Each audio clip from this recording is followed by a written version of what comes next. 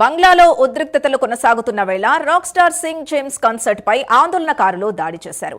నిన్న ఫరీద్పూర్ లో Singh James concert ఏర్పాటు చేశారు.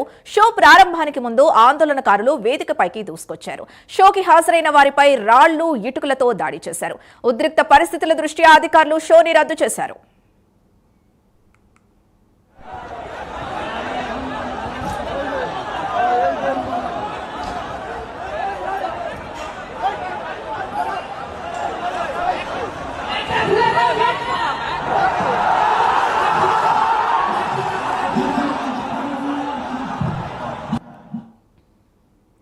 బంగ్లాలో ఉద్రిక్తతలు కొనసాగుతున్న వేళ rock star singer James concert పై ఆందోళనకారులు దాడి చేశారు.